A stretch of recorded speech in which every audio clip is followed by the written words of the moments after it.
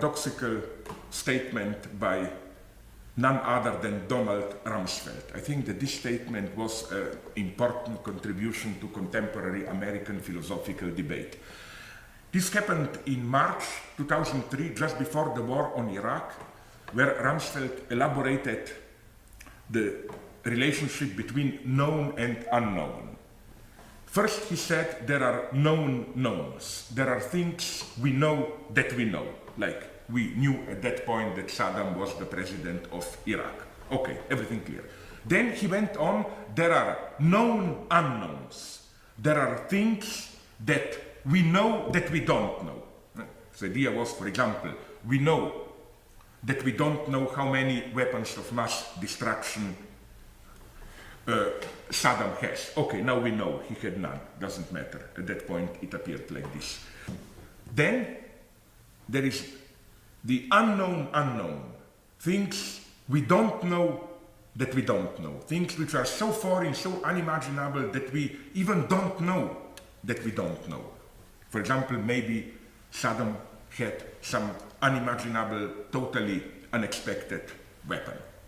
And here, unfortunately, Rumsfeld stopped, because I think he should have gone on, making the next step to the fourth category, fourth variation which is missing, which is not the known unknowns, but the unknown knowns.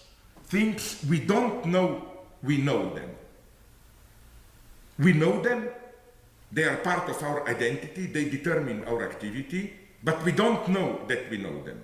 This is what in psychoanalysis, of course, is called unconscious. Unconscious fantasies, unconscious prejudices, and so on and so on. And I think that this level is crucial.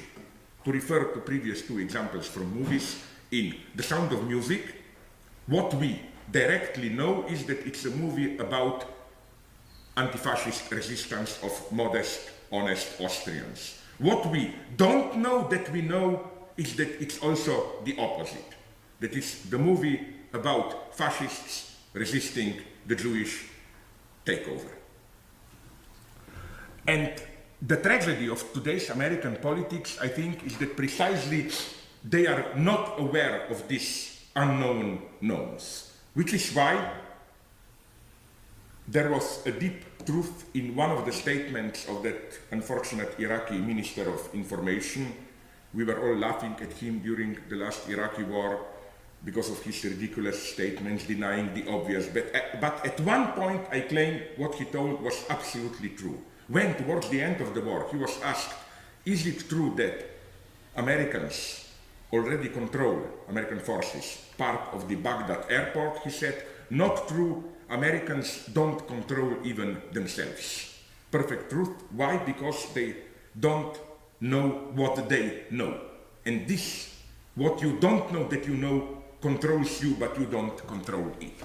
Okay, so now we come to the really real core of the real, much more fundamental than this still symbolic real, but which paradoxically is at the same time the most virtual real.